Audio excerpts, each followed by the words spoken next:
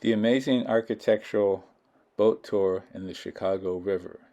This is a John's retirement travel vlog production. This is narrated by an architectural specialist that does narrate throughout the tour. He knows way more about this than I do, so I'm going to let him describe things.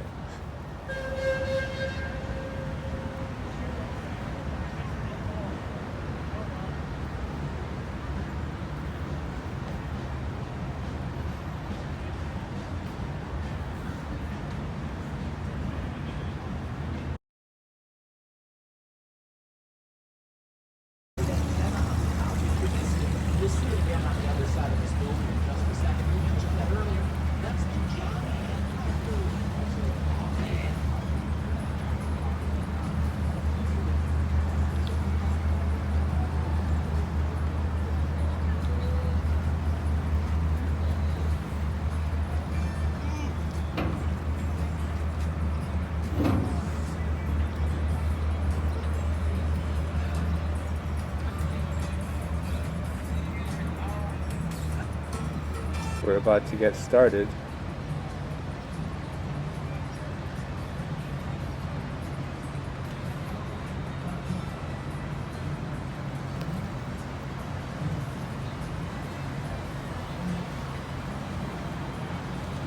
It was a beautiful sunny day for us and a very beautiful place. They're open downstairs the entire trip. Now that's it for me, folks. We're going to pass things off to Mark. Everyone say hello to Mark.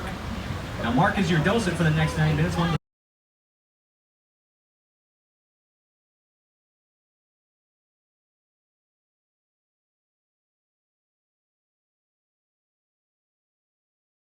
Chicago. This was completed in 1923 and designed by Alfred Altschuler.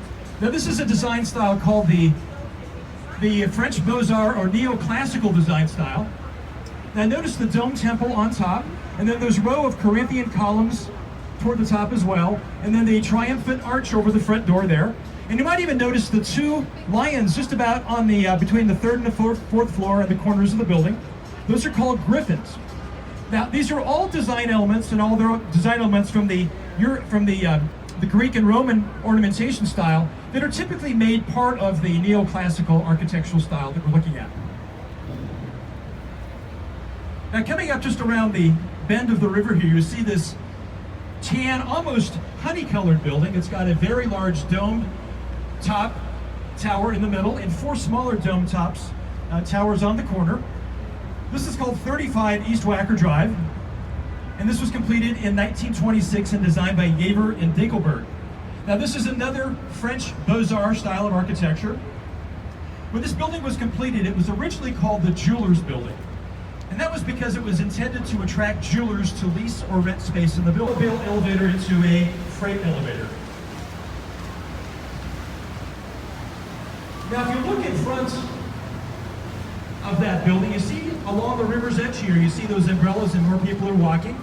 This is the River Walk, and this was completed between 2014 and 2016. Friendly activities, people tying their boats up, their kayaks. There's even places for you to dip your feet in the water if you want to. Now the concept of the River Walk is there are 6 different sections called rooms between the next 6 bridges we're going to go under. Now, each room has its own theme, and we'll be able to see those different themes as we continue our tour today. Now, the river walk would have only been possible because of these floating walkways you see that are underneath the bridges. You definitely see the influence of the Greek and Roman ornamentation over the front doors there, and definitely on the roof of the building, you see the Greek and Roman influence. We like to call this building the Parthenon on steroids. Now coming up on the left-hand side is one of the rooms we talked about at the Riverwalk. This is called the River Theater. But today we're the show, so let's give them all a big wave. Hello, Riverwalk. So just above the Riverwalk, you'll see a tan building with a very large American flag right over the front door. This is the LaSalle Wacker building. This was completed in 1930 and designed by Halliburton Root. Now this is another architectural style called Art Deco. Now Art Deco was popularized in 1920s, 30s, and 40s. And it's easier. Now coming up on the left-hand side, just about one bridge ahead of us, you see this gray building. with the blue tinting on the windows. It's got these dome temples with bow towers on top of the building and two very skinny spires sticking up from them. This is the 225 West Wacker Drive. This was completed in the 1980s and designed by KPF, Cohen, Pedersen, and Fox. Now this is a postmodern building, but what we're now beginning to see is the incorporation of something called context or contextuality into the design of the buildings. Now if you look, continuing looking around to your left, you see this curved green building. This is 333 West Wacker Drive. This was completed in 1983 and designed by Cohen, Pedersen, and Fox as well. So this is probably the king of contextuality in Chicago because this building could only be built here. The curve of the river the curve of the building seems to be the exact same curve of the river right here. The green of the building seems to be the exact same green of the river. And if you look at the reflection of the buildings from across the river on the face of this building, it almost gives it an impressionist painting effect. Very dramatic. Now every year this building is voted as one of Chicagoans' most favorite buildings, and I have to say that it's probably one of my most favorite buildings as well. And I hope today, after you've seen it up close and personal, it may be one of your favorite buildings as well.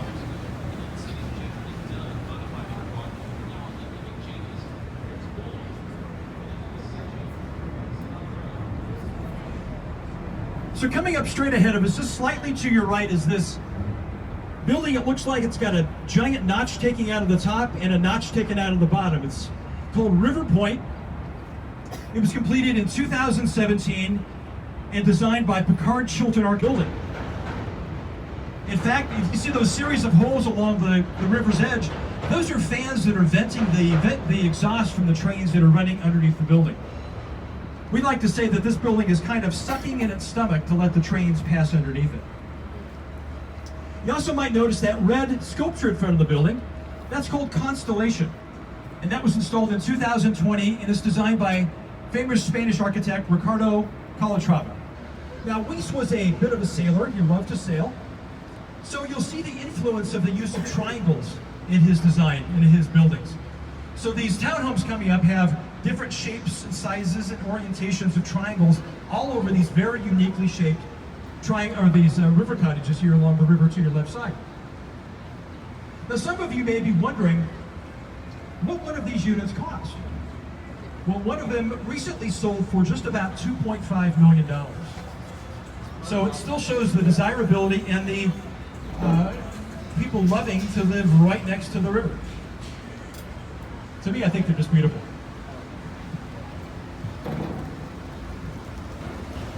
Oprah and former President Barack Obama were members of this club. Now, when this club was built in the 1970s, there were no windows on the exterior of this building because people were turning our backs on the river. We didn't want nothing to do with the river. It was stinky, it was dirty, it was smelly. So they didn't install these windows until just about 10 years ago. Now compare this to the building over here on your left-hand side, this development, this townhome development called Kinsey Park. Now this development was built in the early 2000s, and look how they're embracing the river. Look how the front doors are facing the river, all the windows, the lovely landscaping, and that lovely river walk that seems to stretch the whole length of this development. In fact, that river walk that you're looking at is now part of an ordinance that was passed in Chicago in the 1990s that requires any new development along the Chicago River in the downtown area has to have a minimum 30-foot or 10-meter setback as a public river walk. So this is a public river walk. You're able to walk down here and look at these lovely townhomes, look at the river, enjoy the beautiful views from down here. There is one caveat though. You've got to figure out how to get out there because I have not figured out how to get onto this river walk, but maybe you'll have better luck than I can. So coming up on the right-hand side is a wonderful example of an adaptive reuse building. This is called the Riverbank Lofts. And this building was built originally as a dry storage warehouse and converted in the early 1990s. Now you can tell it's been a conversion to a loft building because it now has these black balconies hanging off of the building. Now remember, these buildings were built and it's one of the largest concrete manufacturing facilities in the United States. And these barges are very important because otherwise they would have had to be trucked in using trucks and all kinds of other vehicles over our expressways and over our highways. Factories were dumping their waste into the river. The stockyards were actually putting their animal carcasses into the river, and human waste was even floating in the river. It was a real mess. And this was very bad because this river ultimately flows out to the lake where we get water from the Chicago River and pull it into the Mississippi River. So in 1889, Chicago started construction on the Big Ditch, which at the time was the world's largest earth-moving project. And as soon as construction started, cities downstream in St. Louis kind of put up a bit of a stink, and they filed a lawsuit to have this construction stopped.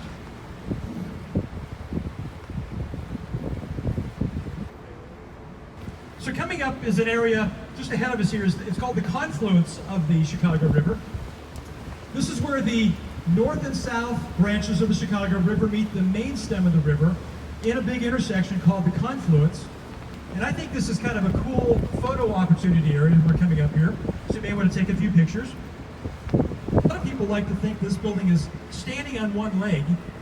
Or I even had one young visitor say that the building looks like it's built upside down. And it kind of does. So this is 150 North Riverside Plaza. It was completed in 2017 and designed by Getch Partners.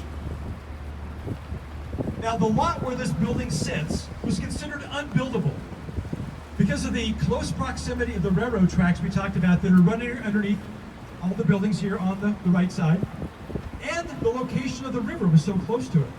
So they said, you'll never build a building here. In fact, the buildable land for this area, for this building, is only 39 feet wide, or about 12 meters. So how do you build a building this tall in such a small area? Well, the way you do it is you sink 112 caissons, those are like giant table legs, down deep into the bedrock, and then you build a solid concrete core all the way up to the top. It's like a spine of your back. And then you begin to hang very, very strong steel off the bottom of the building that gives it this unique Y shape at the bottom here. In fact, this steel that was used to create this shape here at the bottom is 40% stronger than traditional steel. It was actually the building. There we are. That's where we had dinner last night. Hello, We had dinner. Chicago Architecture Center, River Cruise. That's where we had dinner last night. So coming up on your left side is a blue building that's got a bit of a sawtooth or jagged front to it, just past the bridge on the left side here. This uses this jagged or sawtooth or kind of stair-stepped approach to really maximize the square footage in the building. It's a very unique design. Now, another great advantage of having these sawtooth or jagged front to it is it gives each floor of the building 8 corner offices rather than the normal 4 corner offices. Now, if you know anything about real estate, you know that the corner offices are the most expensive and the most desirable. So I'm sure the landlord of this building is pretty happy about having 8 corner offices to lease in this building. Very large flat wall to the river we're facing. This is the Civic Opera House, and this was completed in 1929 and designed by Graham, Anderson, Probst, and White. Now behind this giant wall we're looking at is the 3,600-seat theater, all surrounded by this Art Deco office building that you recognize because of the up and down striping of the building, and it's also set back like a giant armchair. We talked about that as well. But timing is everything in life as we know it, and unfortunately the Lyric Opera, or the opera company, opened in the 1980s. Now begin to notice the difference of that, the transition from mid-century modern to now postmodern, and the incorporation of contextuality into the building. See, it's got a curved, front of the building is curved to be the same curve of the river here. Also, the glass is the same color as the river. And you'll also notice that there's a beveling on the windows.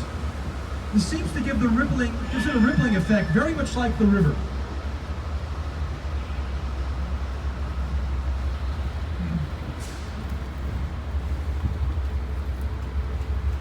Now on the right-hand side, just past this bridge, you see this this very long tan building. This is the old post office in Chicago. This building was completed in 1921 and designed by Graham, Anderson, Probst, and White. Now this was the largest post office in the world when it was completed. And remember, we had to have a large post office. We had all those mail order companies. And this is before Amazon and FedEx and UPS. The post office was the only game in town. But it eventually became obsolete. It was closed in the late to mid 1990s, and a new, more efficient post office was opened across the street. A developer purchased this building about 10 years ago and spent $800 million to renovate this building inside and out. It's got a wonderful commercial or residential buildings, and when they're done, there'll be 10 residential buildings containing about 3,600 units. They're all built around this really wonderful park right here in the middle. It's got this boardwalk that stretches along the river here.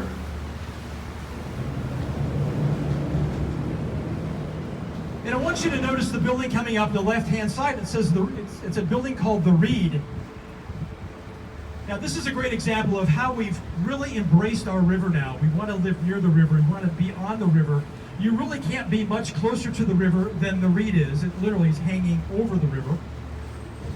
Now, you also might have noticed there are some beehives back into this park area back here. Bees are very important because they help pollinate the flowers and the native plantings.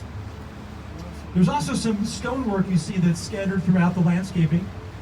This is the stone that was left over from the foundation work of the old terminal building. Now, coming up on your left-hand side, you see this building coming up ahead of us. It's a gray building. A lot of people might think that this building looks like a futuristic beehive. This is called River City, and this was completed in 1986 and designed by Bertrand Goldberg. Now, Goldberg was a bit of a social scientist.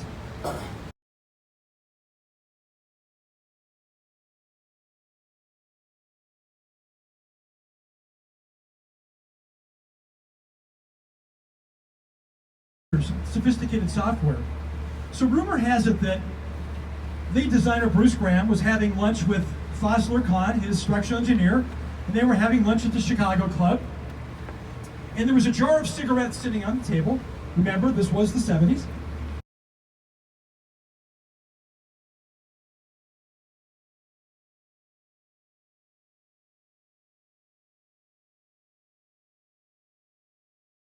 They're kind of glistening, looking at us. It was during an era of prohibition in the United States. And that was an era when it was illegal to purchase or consume alcohol in the United States. So it was a little bit of an act of defiance. The owners of the building instructed the Burnham brothers to design this building that looks very much like a dark green champagne bottle, complete with the gold foil top on top of it. The first of two curved gray buildings. They'll look a lot like corn cobs, people say. This is a building called Marina City. This is completed between 1959 and 1967 and designed by Bertrand Goldberg. You remember Goldberg? This little glass box, less is more. Miesian style. Now, even though Mies van der Rohe did not live to see the end of this building being completed, I'm sure he'd be very, very happy with the way it turned out as a simple glass, very clean building. AMA stands for the American Medical Association, if you're not familiar with that. And it used to be the headquarters for IBM in Chicago before that. Now, coming up on the left-hand side is this very tall, shiny blue building. This is the Trump International Hotel and Tower, completed in 2009 to accommodate for the steel in this building. Now, what I really love about this building the most, besides being a beautiful building, is the way they've incorporated the Riverwalk. It's got this terrace Riverwalk, kind of different stair-step terrace Riverwalk. And also there's a wonderful public area over here to the right half of the building. It's got this lovely public area. So they really did a great job of maximizing this area to create a very good public space for this building.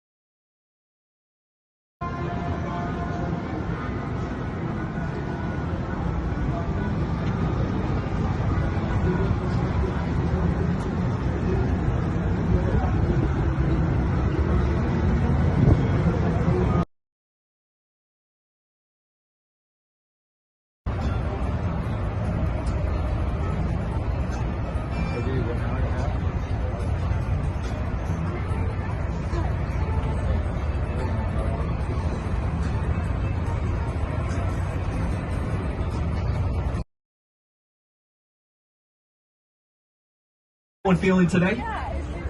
Awesome, glad to hear it, everyone. Hello, my name is Dick. I'll be your captain for the next 90 minutes here on the Chicago Architectural Center River Tour. Now, before we get going on this exciting like this in Chicago, so don't believe what you see or hear. It's always like this. But we've got some visitors on the boat today. We've got some folks I know from all over. I know there's a gentleman from Germany. This is the River Walk, and this was completed between 2014 and 2016 and designed by Caro Rosbarney Architects. Now, the area we're looking at right here now is the Vietnam War Memorial, and this is a tribute to the 2,900 men in 26 and designed by Jaeger and Dinkelberg. Now, this is another French Beaux-Arts style of architecture. When this building was completed, it was originally called the Jewelers Building. And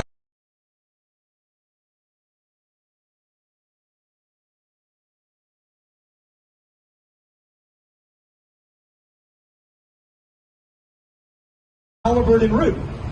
Now, this is another architectural style called Art Deco. Now, Art Deco was popularized in the 1920s, 30s, and 40s. And it's easy to recognize because it's got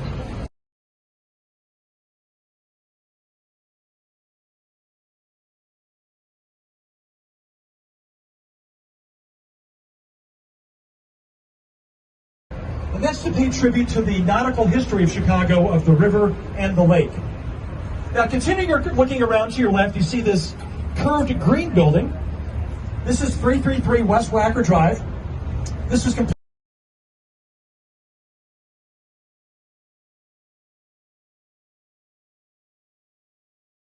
in front of the building. In fact, if you see those series of holes along the river's edge, those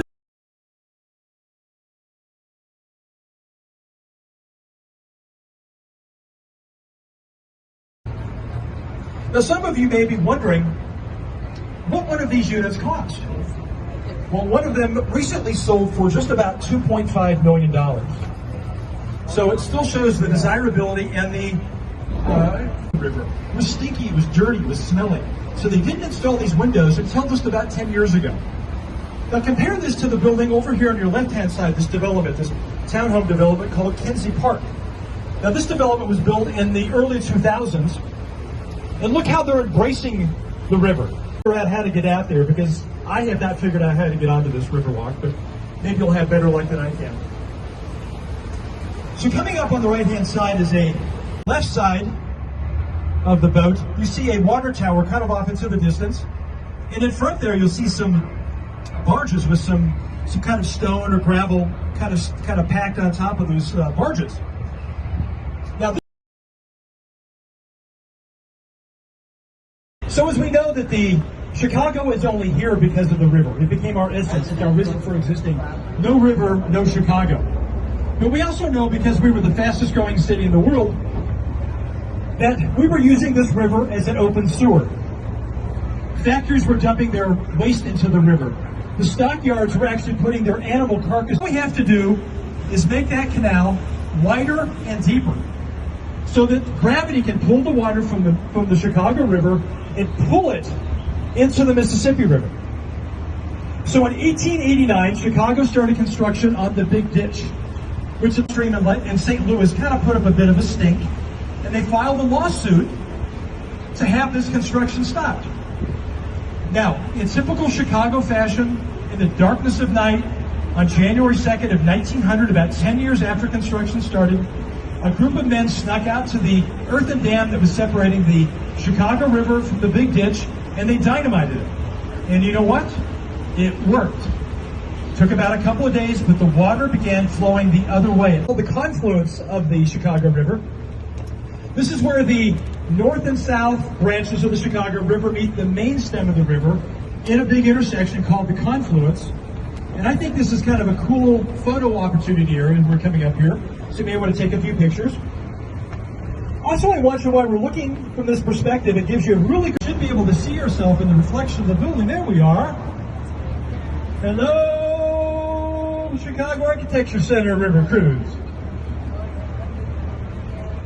So coming up on your left side, now another great advantage of having these sawtooth or jagged front to it is it gives each floor of the building 8 corner offices rather than the normal 4 corner offices. Now, if you know anything about real estate, you know that the corner offices are the most expensive and the most desirable. Postmodern in the incorporation of contextuality into the building. See, it's got a curved front of the being over the river. Now, you also might have noticed there are some beehives back into this park area back here. Bees are very important because they help pollinate the flowers and the native plantings. There's also some stonework you see that's scattered throughout the landscaping. This is stone that was left over from the foundation work of the old terminal building. Now, coming up on your left-hand side, you see this building coming up. Now, some of you may know this building by its former name, which was called the Sears Tower, because it was the headquarters of the Sears Roebuck and Company, which is the world's largest retailer. Condominium building, but it used to be the headquarters for the Chicago Tribune newspaper. And the president or the owner of the Tribune at the time, Colonel Robert Now, you remember the architect we talked about earlier, Harry Weiss? He loved triangles. He designed the river cottages, used all those triangles. He was a sailor. Well, on your